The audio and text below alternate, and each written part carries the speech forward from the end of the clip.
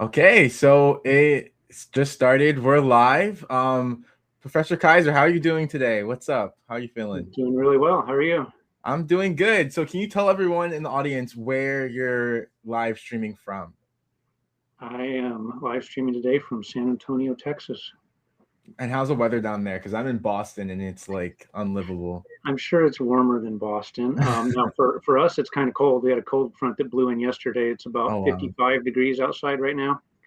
So in South Texas, people kind of start freaking out in those temperatures. But for up there in Boston, it probably sounds like a nice warm spring day, right?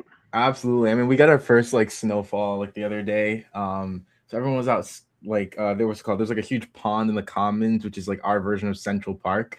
People were just skating on it. So it's a fun time, but I mean, We had as we snow know, about 4 years ago once. it did in Texas? Yeah, I think it's only snowed here. I've lived here for 10 years, and it's only snowed here one time in the Oh 10 years I've wow. been here, about 4 years ago. Yeah, I guess it's the grass is Yeah. always greener in a way. But on the other hand, our summers here are awful. Oh, You I know, can imagine. I went down 100, there 105 for degrees and humid. So, it's you got to take the good with the bad. yeah, exactly. I was saying I went down there for the rodeo in the summer and it was just unbearable. But everyone let us know where you're coming in from. Drop your location, drop what city you're joining in from. I'll try to join the Substack chat as we're streaming this live, but I'm currently doing it through the computer, so it might be a little bit hard to see some comments, but either way, feel free to drop your questions, your comments, anything you want to say in the chat as we have this discussion. And just to get things started, today we're discussing the book, The Business of Killing Indians, Scalp Warfare, and the Violent Conquest of North America by Professor William Kaiser, who I have today.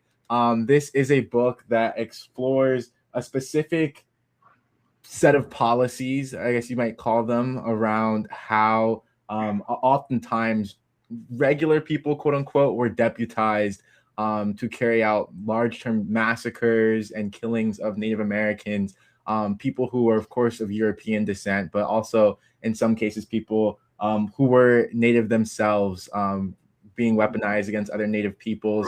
And it just is a really harrowing account of this form of violence that was in some ways unnecessary, is why they call it performative violence. That was definitely a part of the colonization of America. There's going to be a lot to dig into today. So I'm really excited to get started. But before we do that, how about you give a quick overview of your background in academia, perhaps a bit of your personal background as well, and what inspired you to write this book? Sure. So I'm currently professor of history at Texas A&M University San Antonio. I've been here for 10 years now. This was my first academic job after finishing my PhD at Arizona State University. Um, and I'm from the Southwest. I grew up in New Mexico. Went to New Mexico State University for my undergraduate degree. Went to Arizona State University for my master's and PhD, and now I'm in Texas. So I've never really left the Southwest. I've lived in 3 of the 4 border states at this point in my life. My academic journey to becoming a historian, I've always had a deep passion for history ever since I was just a little kid growing up. I always loved going to historic sites, learning about the history of the places that I went to. Um, I always tell my students in my classes, by the time I was in 3rd or 4th grade, I was reading all the books I could find about the Apaches, the Navajos, and military history in the Southwest. So it's always kind of been a deep interest of mine. And after going to college and graduate school, that has enabled me to pursue that as a career. As far as this book, this is my 6th book, and it's by far my broadest book in terms of geographic and temporal scope. Most of my previous books have been on the Southwest borderlands in the 19th century. And this book covers 300 years of all of North American history. So this book took me into a lot of topics that I had read about and learned about in classes, colonial New England, colonial New France, but that I had never researched and written about before. And incidentally, it was the Southwest borderlands that brought me to this topic. So in the course of researching some of my previous books on the 19th century Southwest, I kept encountering references, allusions to scalp hunting in northern Mexico, specifically pertaining to the Apache tribe in the 1840s and 1850s. And it was a subject that never fit in any of my previous books, so I didn't really pursue it as a standalone topic, but it always kind of, it resonated with me as something that was really important, and I was able to come back to it a few years ago as a research project. And initially I thought it would be a research project on scalp hunting in the Southwest borderlands. And once I kind of went down that rabbit hole, I very quickly discovered this was happening everywhere. This was not limited to 20 years in Chihuahua and Sonora in northern Mexico. This was going on in the 1600s, in the 1700s. It was going on in Canada, in Mexico, in New England, in California, in Texas. So what initially began as a Southwest kind of a research project became very, very broad in scope. And it also went in directions that I didn't initially expect with respect to arguments about Native American genocide, about atrocity, about performative violence. And I'm sure that we'll get into some of those topics during our discussion today. Yeah, absolutely. And before we get too deep into like the actual content of the book, I'm just curious in a general sense, growing up in the Southwest, I'm not sure exactly which state, but how would you say that your education around Native American history and perhaps like the conquest of America or the interactions between Native peoples and European descended peoples, how well did it line up with like some research that you came to know later on in life? Like, was it heavily romanticized? Like I'd say most American education was it actually truthful? I know that there's a lot more reservations down the Southwest than there are where I'm from in the mid-Atlantic regions. Like, did you get a chance to actually talk to Native peoples more than other parts of the United States? I'm just curious, like generally, what did that look like?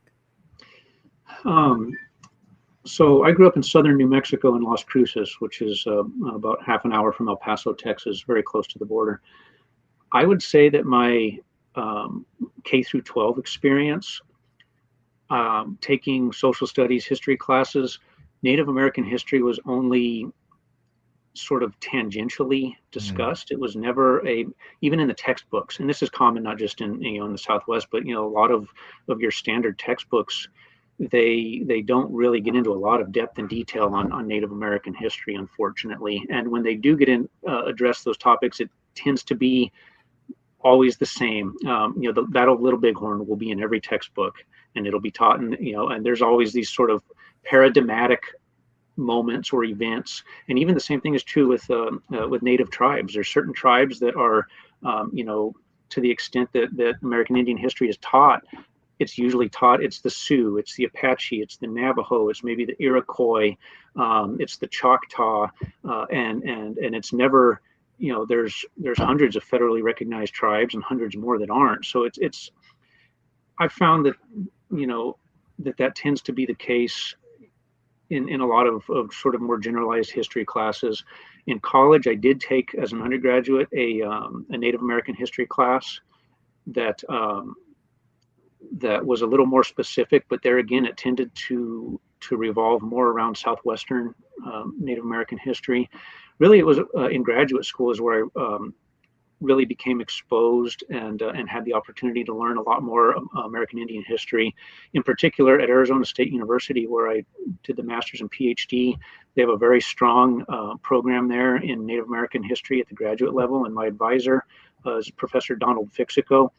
He's a Native American historian, world-renowned, and I took multiple seminars with him on American Indian history, American Indian culture and identity, and that's where really at the graduate level that I finally became more deeply sort of, I guess, exposed to the nuances of American Indian history. So I think, going back to just to relate that to the book that we're talking about today, I'm hoping that one of the purposes of this book is to shine some light on a topic in American Indian history that I don't recall ever learning about scalping, scalp warfare, atrocity, when Native American history was taught in my classes. So it's something that I'm hoping that it'll shine some light on some of these lesser known aspects of the topic. Yeah. So how about you give us a quick origin story to the role of scalp warfare? I know for me, I'm assuming if not one of the earlier cases is one that I discovered. So if any of you are visiting Boston for America 250 next year, make sure you swing by the old South Meeting House. And there you'll find a room which has a documentary that's mentioned in the book. It's called Bounty, and it was created by the descendants and like the members of the Penobscot nation here in Massachusetts, and I want to say like the New England states above Massachusetts. And they talk about an extermination order that was executed on their people, and they found the records that show the prices, like I guess it was shillings at the time or something like that. The price for the scalps of not only adult males but adult women and also male children.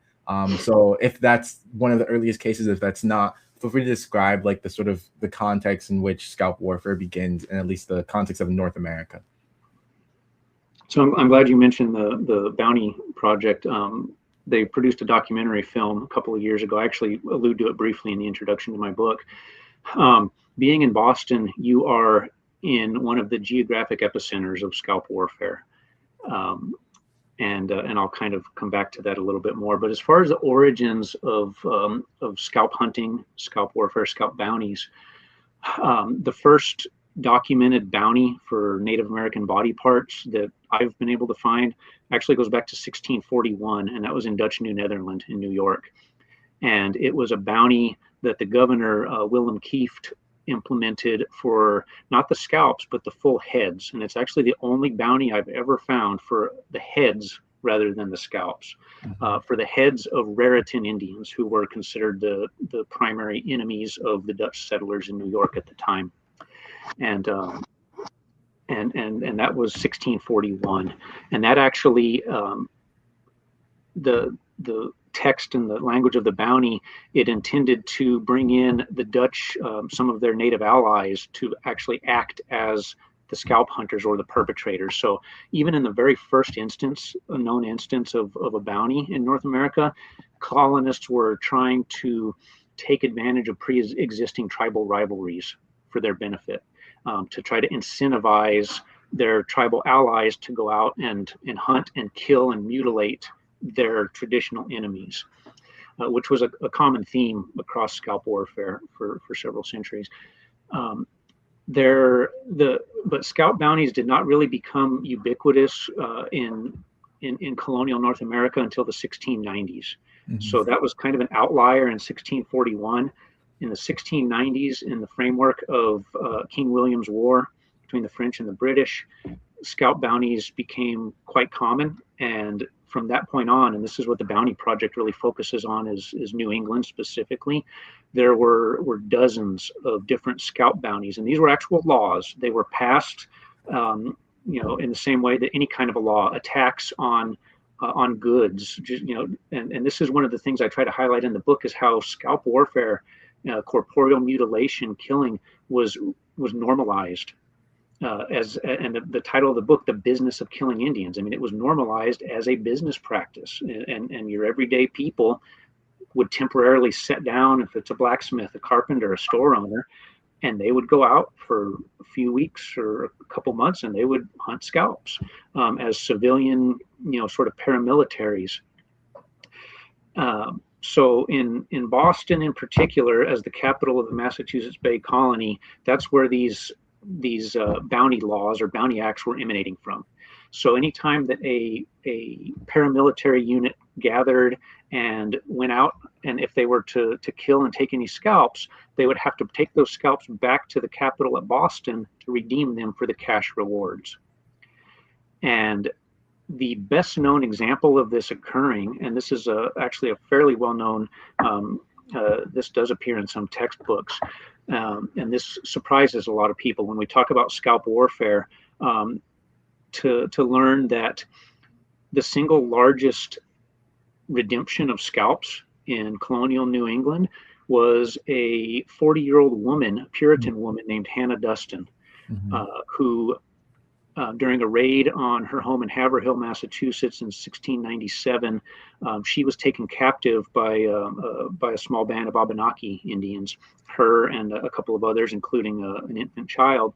And at one point during her captivity, while she was being taken back, we assume to the tribal homelands, as a captive, she was able to, in the middle of the night, prevail over her captors, and her and another woman that was taken captive with her, they killed 10 of the 12 captors with hatchets in the middle of the night.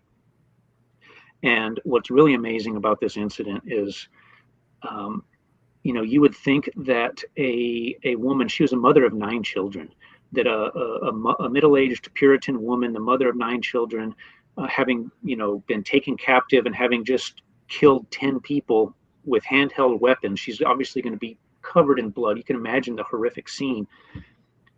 You would think that the first thing you would do is try to run somewhere for safety. Try to find. Psychologically, it's unimaginable to me. But this speaks to the power of money and the financial incentive of scalp warfare. That's not what she did.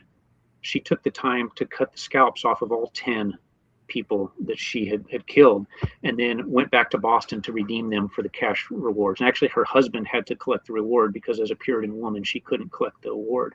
And it's just a striking, incident that really underscores the power of the financial incentives in scalp warfare, and it gets to the point of, why did so many people do this? Why did so many people drop what they were doing and go out to try to kill and murder and take scalps, to do something so gruesome? And the money is what often did that.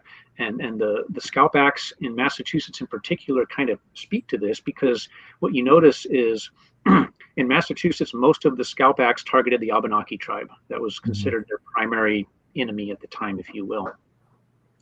And the assembly in Boston would pass a scalp act identifying the Abenakis as targets, and it would say £5 per scalp, and nobody would respond. It wasn't enough money; it was too risky for people. And then they would raise it. 2 weeks later, after nobody responded, they'd raise it, and they'd keep and they eventually raised these bounties to a couple of £100 per scalp, which is an enormous amount of money at the time, and even today, if you adjust it for inflation. And by the time they adjust it to, there's so much money involved that a lot of people start taking up bounty hunting because of it. In Mexico in the 1800s, for example, a person could make more money from one Apache scalp than they could make working for wages in an entire year. Wow. Okay, I'm gonna stop you for a second to. There's a lot there to unpack, and I have a few thoughts. I mean, one, I heard that story. I can't remember her name. She said Hannah something. Hannah Dustin. Yeah, I remember hearing about her story because, if I'm not mistaken, if not one of the earliest statues of a woman hero in America, if not the exact earliest, one of the earliest was of her.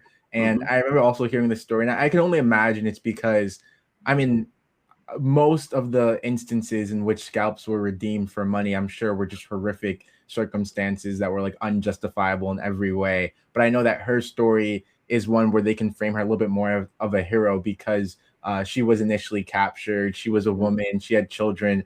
If not, some were killed. Some were definitely captured alongside her. So there's a lot to the narrative that they can infuse with it to make it very much a case where the Native peoples were the villains and this white Puritan woman was the hero of the situation. But I do really like how you pointed out that in a normal circumstance, or any rational person in that situation, their immediate response after being able to slaughter their captors would be to leave. But for her, it was to make money from it. And then something else that I think is really interesting is how you describe the laws. And I think anyone who studies legal history knows that so much of the ways in which laws are developed and argued is trying to find what's the most effective way to legislate a goal that we have as a government. But I can only imagine, correct me if I'm wrong, that a lot of these laws didn't necessarily have means built within them to ensure that the scalps that were arriving were from the enemy nations or enemy tribes,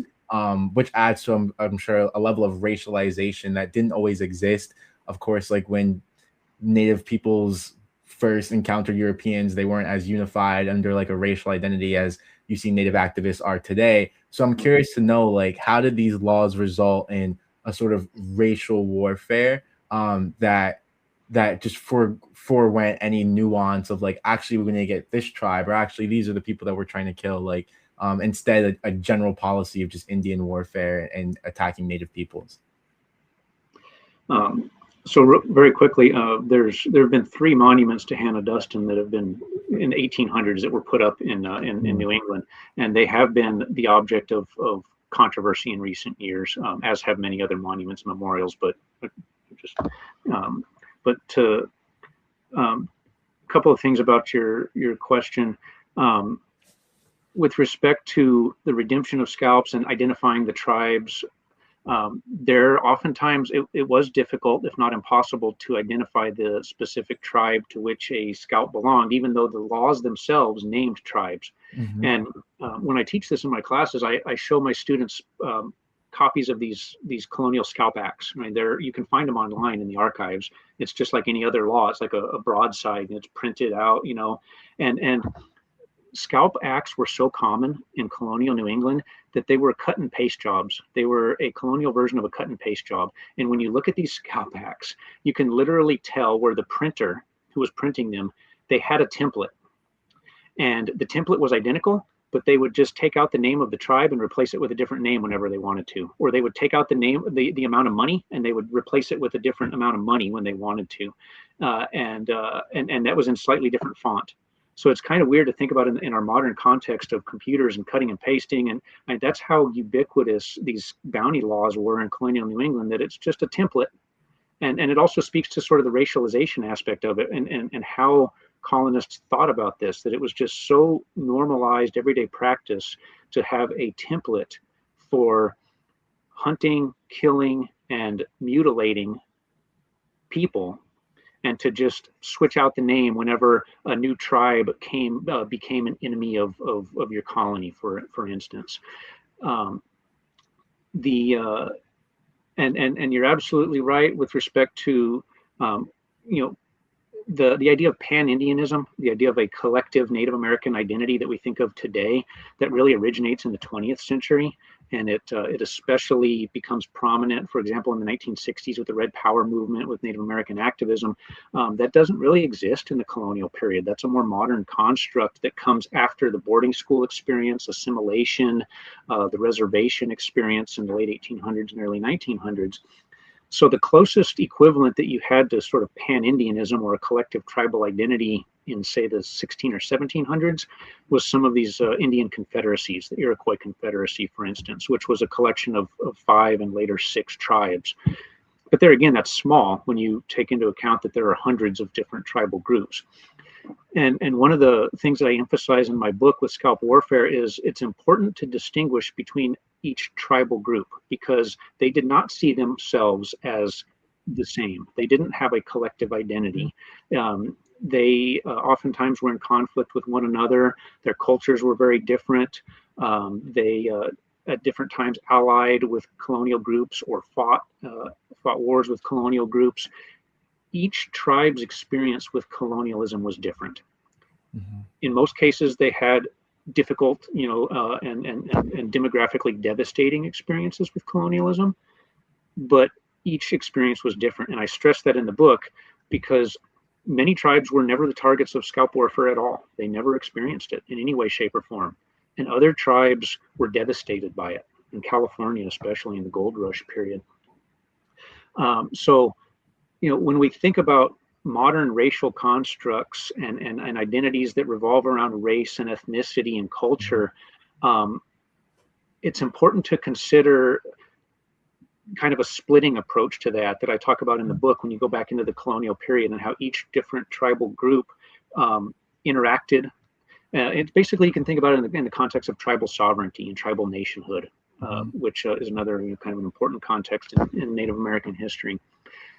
So from the colonist perspective, I mean, it was kind of a monolithic approach to the racism of it, the language of savagery, the colonial language of indigenous savagery, and it was all kind of collectivized as one. But from the tribal perspective, looking outward, it was very much individual tribes with their own experiences at the time, which also helps to kind of understand why some tribes allied with colonial groups and actually became perpetrators of scalp warfare against other tribes that were their traditional enemies. So it really complicates our understandings of topics of race, ethnicity, and culture in the modern era with respect to American Indians as opposed to the colonial period.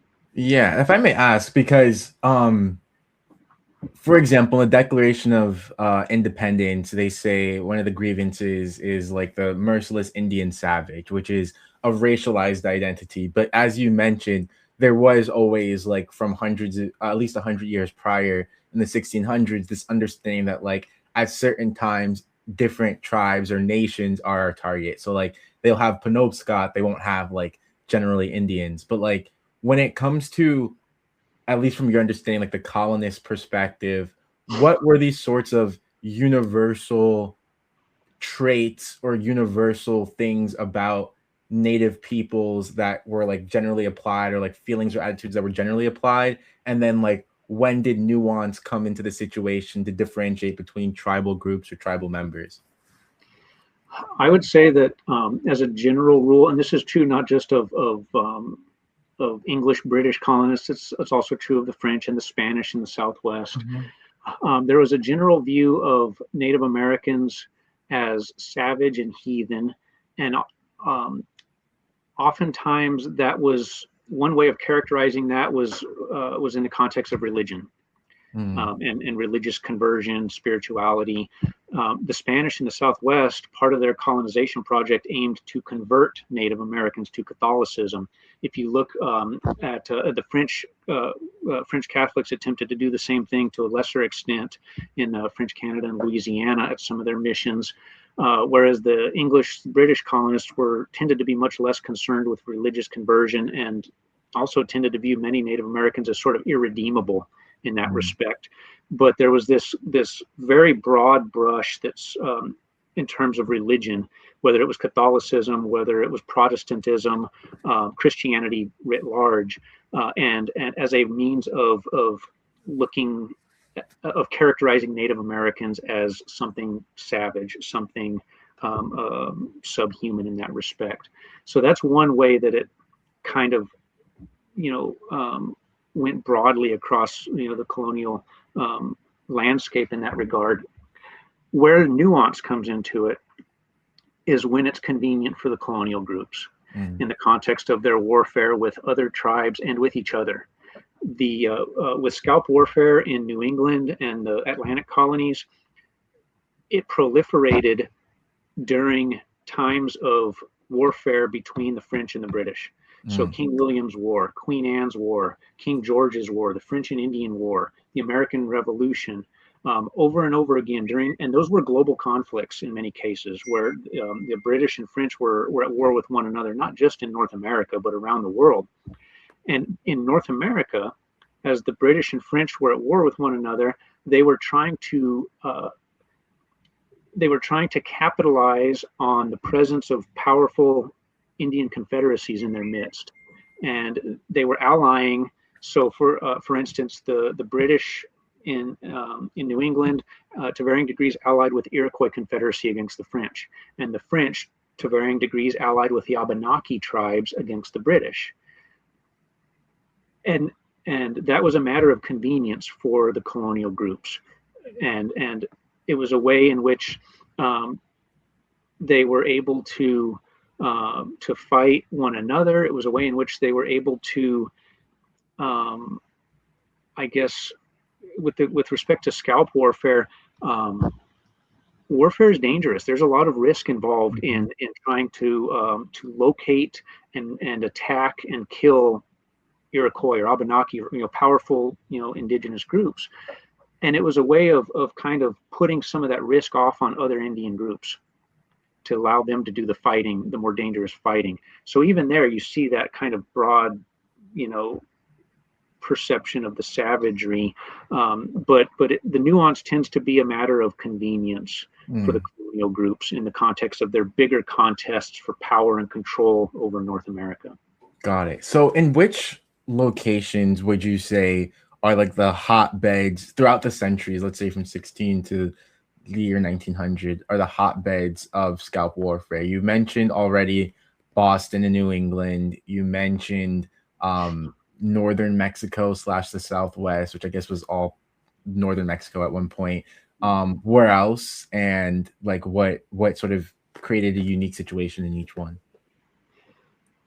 So the two most, I would say, most devastating theaters of scalp warfare in terms of just the level of killing, the population loss, the trauma that was inflicted. That was northern Mexico from about late 1830s to the 1870s, and it was California during the Gold Rush period. And so in my book, I argue, taking this splitting approach to Native American genocide, I argue that in the cases of colonial New England, colonial New France, and 19th century Texas, scalp warfare occurred, and the exterminatory intent was there, but the outcome was, so for example, in the case of colonial New England, over 100 scalp acts, bounties, laws are passed, but there's only evidence of 100 or so scalps ever being redeemed for a reward over a period of more than a century. So it was a common practice, but it was less commonly, it was less Like common for those scalp successful. hunters to be successful, if you will, in terms of redeeming the scalps.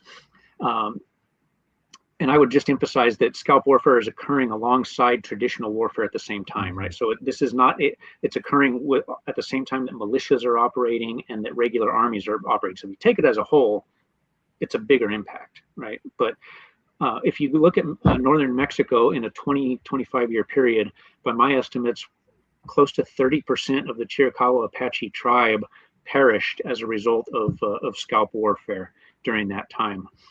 Now, I would also, just for numerical kind of context, the entire Chiricahua Apache tribe at that time numbered about 3,000 people, men, women, and children.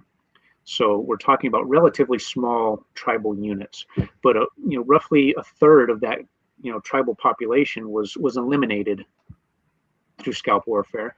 And so in that case, I argue that not only has the exterminatory intent, but that it rises to a level of genocide in terms of the outcomes of the scalp warfare.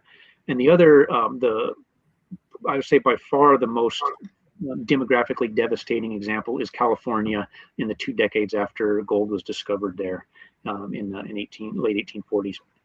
And Benjamin Madley has written about this rather famously in his book, An American Genocide, about 10 years ago.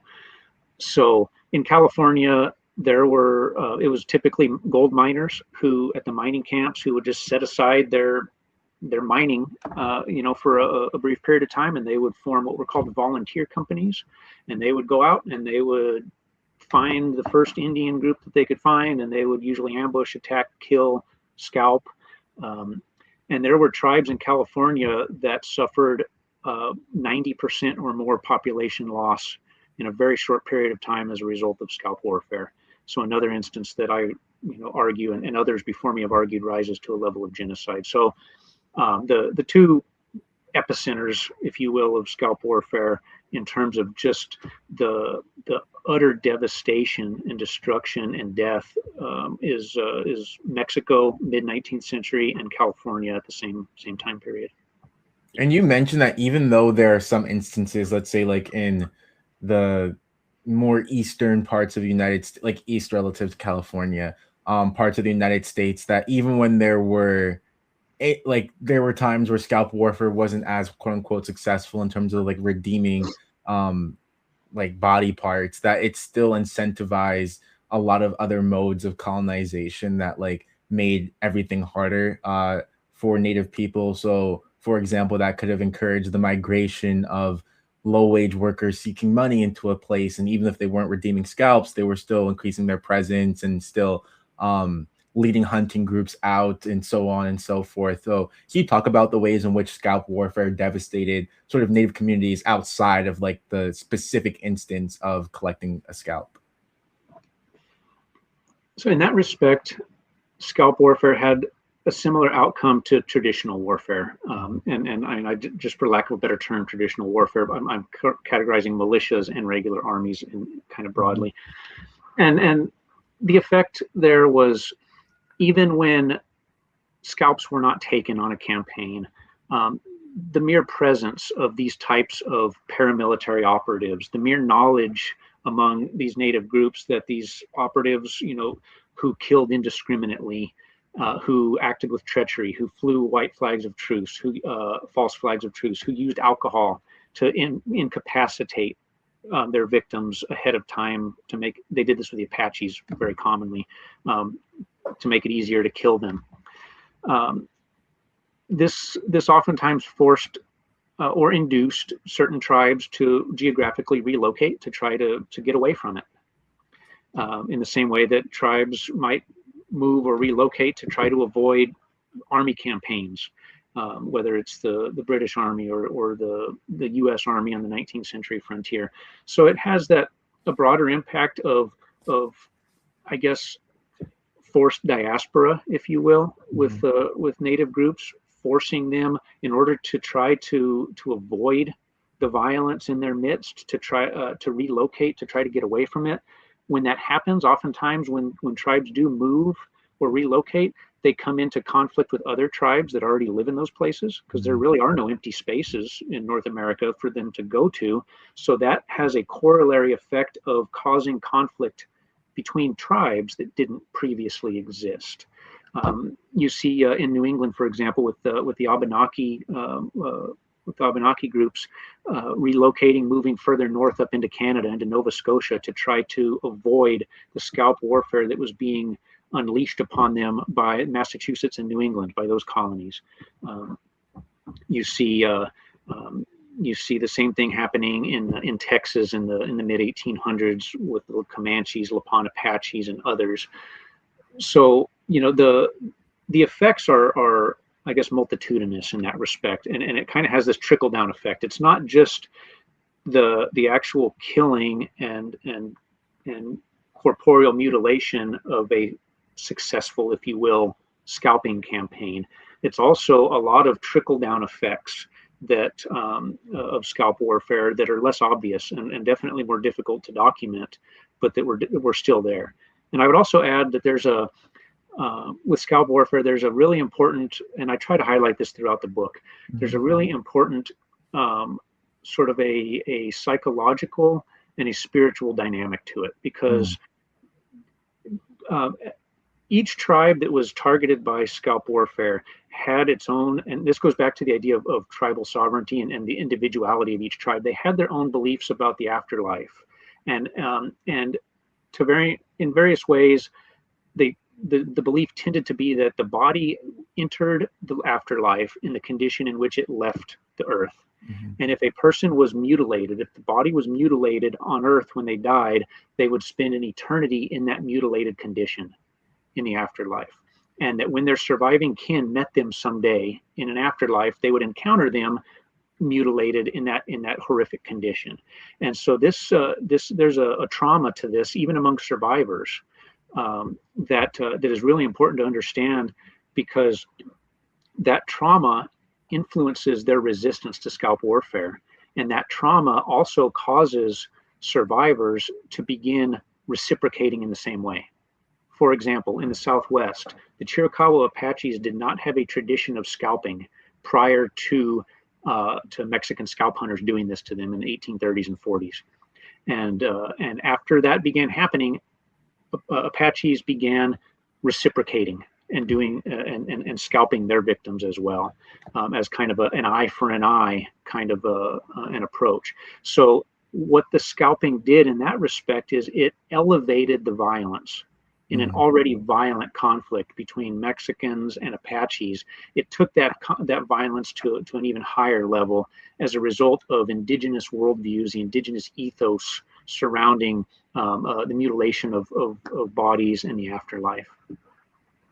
And I mean, that's an interesting point because when I heard of scalping from whatever general popular sort of culture references that I was aware of growing up, I feel like I've always heard it in the context of a native person scalping a white person as if it were like a distinct form of like ritualistic violence that was more common and had originated amongst native peoples. There's one there's one famous picture, you might know it more than I do, of like this white guy, I want to say the 1800s, who like survived the scalping.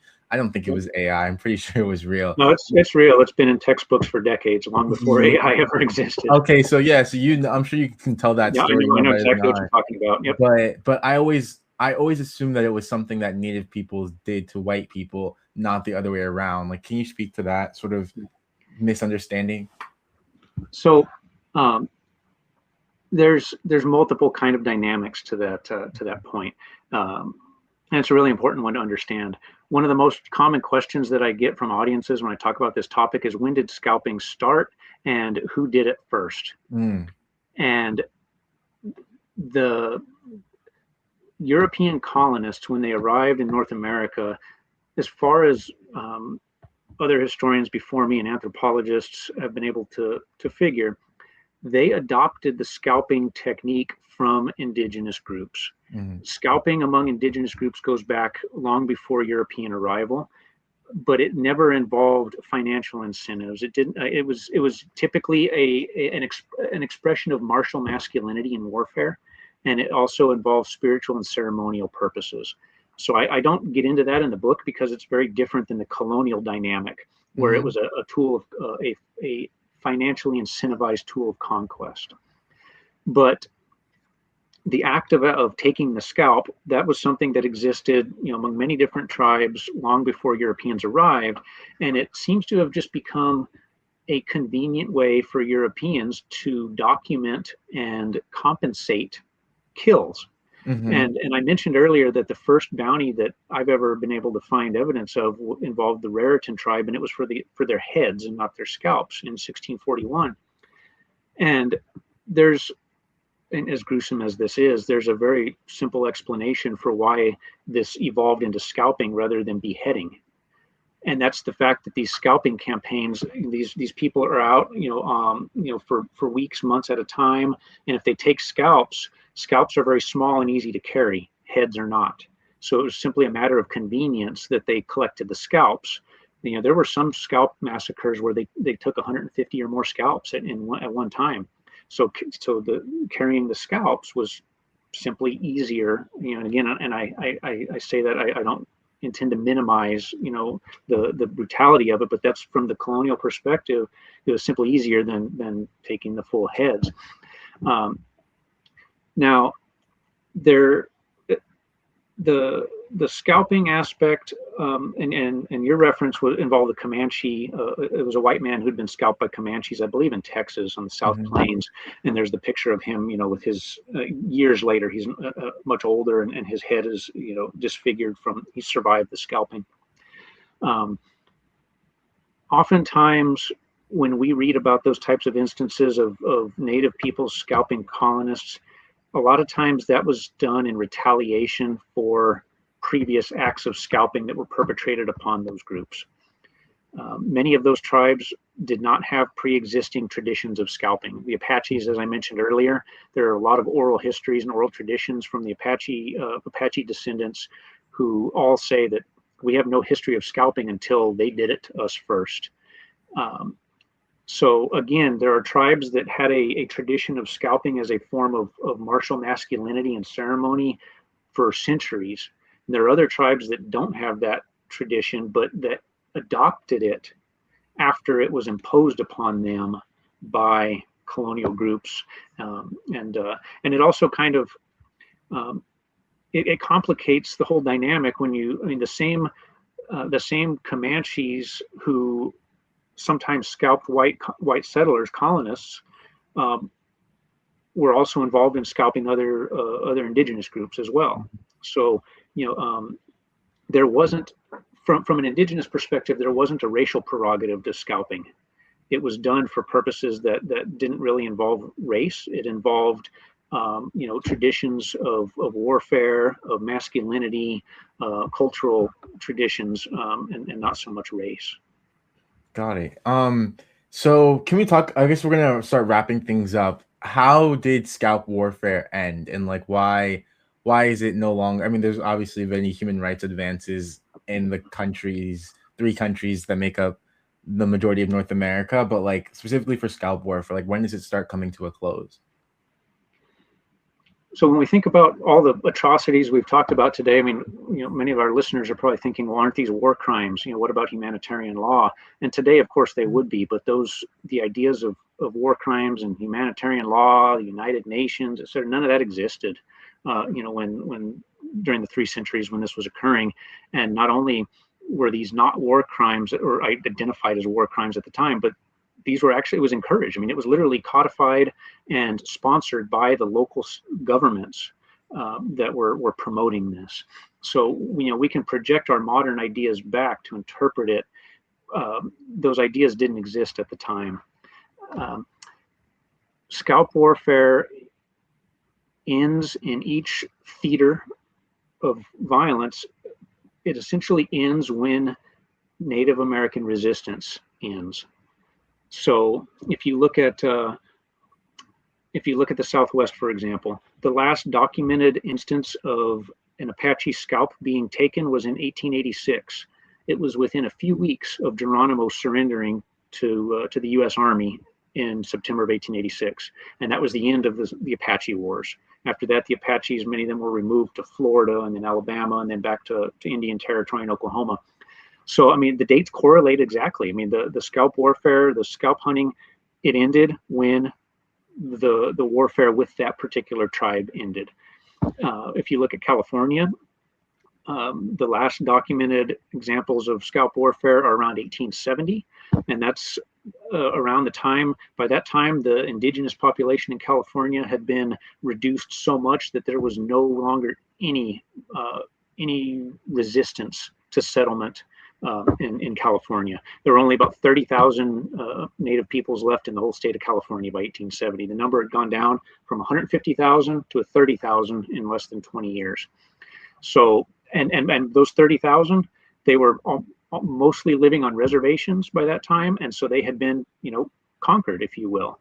So, scalp warfare aligns very closely with the colonial conflict with the tribes that were targeted. And once that colonial conflict comes to an end and those tribes have been either removed to reservations, assimilated through boarding schools and other religious conversion, other mechanisms in the 19th century, or just outright eliminated through the killing. Now, I mentioned earlier that some tribes in California, 90% of the tribe was killed. Then there's local governments are no longer willing to pay money for people to go out and do it because they no longer view these tribes as a threat. Mm-hmm. So local governments are also viewing this from a financial standpoint. They're only willing to pay money to people to do this as long as they view these tribes as a clear and present threat to their settlement and their existence. And once those tribes are no longer viewed as a threat, the local governments are no longer willing to pay people to do it. And when they no longer pay people to do it, most people no longer, they just don't go out and do it anymore. Yeah. Are there any long lasting effects beyond like the obvious general conquest? Maybe like more specific effects that we can draw back to scalp warfare or like the things surrounding it. I don't know if you're familiar with Roxanne Dunbar Ortiz's book Loaded, but I think in one of her arguments she talks about how like specifically the colonial laws starting in Massachusetts and the Virginia colonies that deputized citizens for the conquest of America into militias were in some part influential in the Second Amendment, or at least like the general gun culture and arguments for having guns that we have today that that exist within the context of a country which was founded on the average citizen going to war as opposed to like a set military. Whether it's that or something else culturally related to like America in general or native nations, like what are the sort of lasting, lingering present day things that we might be able to like look at and point back to the existence of like scalp warfare specifically? I think the most obvious one, and the one that is going to continue to arise periodically in the news cycle, has to do with memory and memorialization of scalp Mm-hmm. warfare. And and in this sense, we oftentimes, in the context of modern America, when people think about controversies about monuments and memorials, the Confederacy is what comes first to mind, right? Mm-hmm. Confederate monuments. There are many monuments and other types of celebrations or memorials to scalping and scalp warfare that are also the object of controversy. They just get less attention. And although there's been more attention of late in the last decade or so, and I opened the book with the example of Canada, of present Mm-hmm. day Canada in Nova Scotia.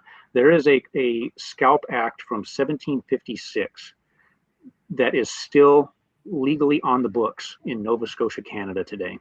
And the Micmac tribe, which was the tribe targeted by that Scalp Act, has been protesting to have that law rescinded.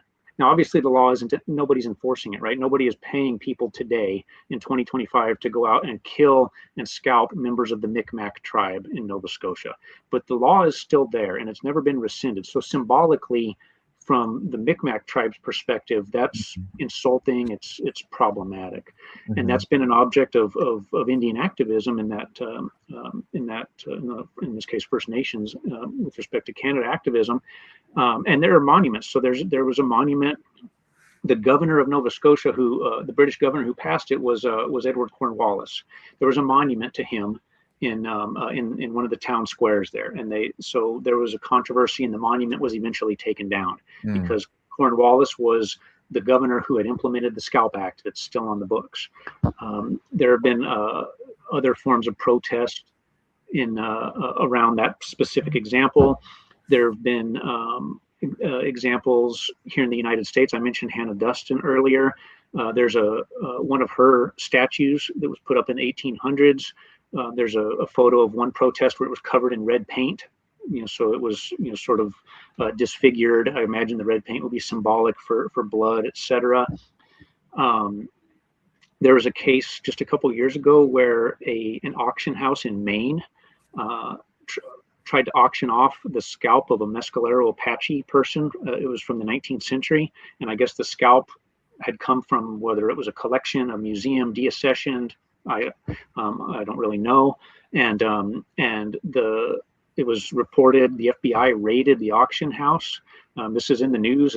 I have not been able to find the outcome. I think the investigation is still ongoing because it's so recent. But the FBI raided the auction house for a violation of NAGPRA. That's the Native American Graves Protection and Repatriation Act that protects the human remains. They took the scalp. What ended up becoming of the case, I haven't been able to determine yet, unfortunately. But I periodically still try to check and see if there's updates.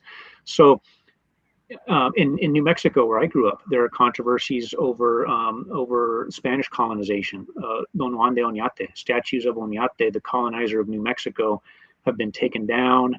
The Pueblo Indians in northern New Mexico, very famously, many years ago, cut one of the feet off of Oñate's bronze statue, symbolically because Oñate's men cut the feet off of many of the people at Acoma Pueblo in the 1590s. I'm sorry.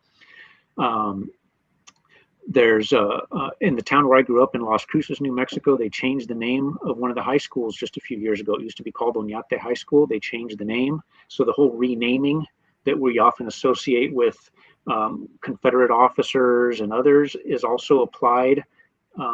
It gets less publicity, but it's applied Mm-hmm. in various ways that emanate from European colonialism and Native people. So I think that the clearest sort of manifestation of scalp warfare's modern legacy is in the ways in which it is memorialized and the ways in which it is these contested memories that kind of play out in different theaters, whether it's Canada, whether it's New England with Hannah Duston, whether it's the Southwest with the Spanish. California has had a major reckoning ever since Ben Madley's book came out 10 years ago, with its sort of legacy of this Native American genocide there. So that's something where I mean, history continues to play out in real time with respect to these types of controversies, and they continue to come up. And when you see these controversies come up, I think that you can really kind of see the legacies of scalp warfare kind of flickering in the background, and it also highlights the ways that modern American Indians still feel sort of the traumas, if you will, of scalp warfare and its legacy within their tribal histories. And would you say, I don't know how much you want to weigh into like current politics, at least partisan politics, but would you say like with the era of Trumpism and the sort of pushback on woke history, have you as a professor, just like generally in your community or among students or wherever may have you seen more of a pushback or reaction to this sorts of history saying like, oh, it's so negative or we don't need to be doing these things? Or have you seen kind of a continuous embrace of the realization that American history isn't as rosy as most of us learn it to be? Um, I would say, I mean, first and foremost, I totally steer clear of the modern politics, whether I'm teaching the topic, whether I'm discussing the topic. I I think that to the extent that the politics are are involved in it, it typically revolves a lot around the controversies about the monuments and the memorials. Hmm, hmm. And in that sense, there's kind of a corollary with whether it's the Confederacy or other, Yeah. other other monuments and memorials. I don't, I haven't encountered really what I would consider any pushback in terms Mhm. of, I think, I mean, when I research and write this history and when I talk about it, I just stick to the basic facts, and the facts of this history are just undeniably violent and kind of speak for themselves. Um, so it's one of many different aspects of North American colonialism, and it happens to be an aspect that is particularly gruesome and violent. Um, some people tend to be a little bit um, queasy about the topic. I've found when I'm discussing it. I've given quite a few talks in the local community here in San Antonio, um, but I've tended, for the most part, a lot of people have sort of expressed appreciation that I'm bringing attention and shining light on something that many of them knew almost nothing about. For believe it or not, there's not a single book that has ever been written specifically about Indian scalp hunting and scalp bounties. Mm. As as ubiquitous, as common as it was across 300 years, it appears in excerpts in different books all over the place. If you read books about colonial New England or the American Revolution or the Southwest, there'll be a paragraph here, a paragraph there, but it's not something that's ever been addressed in this kind of a very broad, all-encompassing format. Um, all that is to say is that um, you know I think as far as the modern politics of the matter, I think that the clearest correlation is with the monuments and the memory, and I haven't encountered um, the kind of I guess controversy, Mhm. if you will, that seems to attend other aspects of American history for the.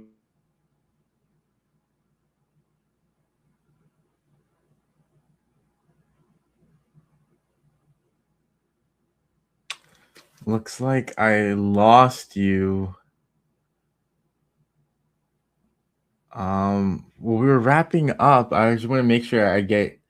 Let me see if I can send a quick message.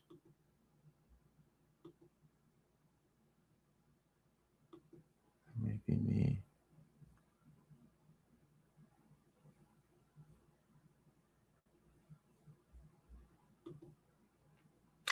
Everyone, if you're on, feel free to stick around for just a second. I'm gonna try to get Professor back.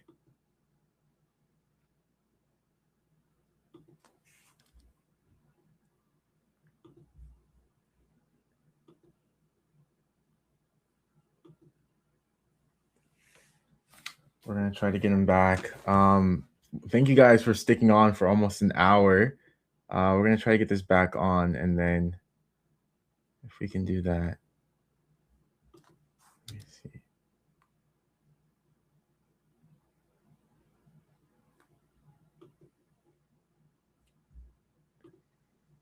Are you there? Hello. Yeah, we're back. We're back.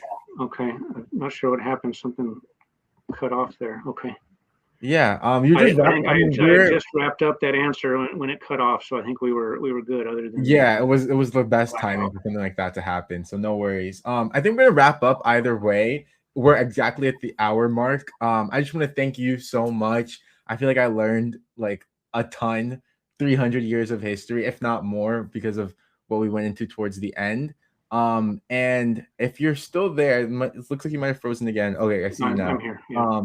I just want to give you the air, talk about where people can find your work, what your hopes are like for the book, and yeah, just a general last concluding message. I'll just be your little promoter holding All the right. book as we talk. I appreciate that. So the book is available online, pretty much anywhere. All the traditional, websites. That's the easiest place to get it. It's on Amazon. I think Amazon has a discount running right now for about $20 for the hardcover copy and $19 for an ebook.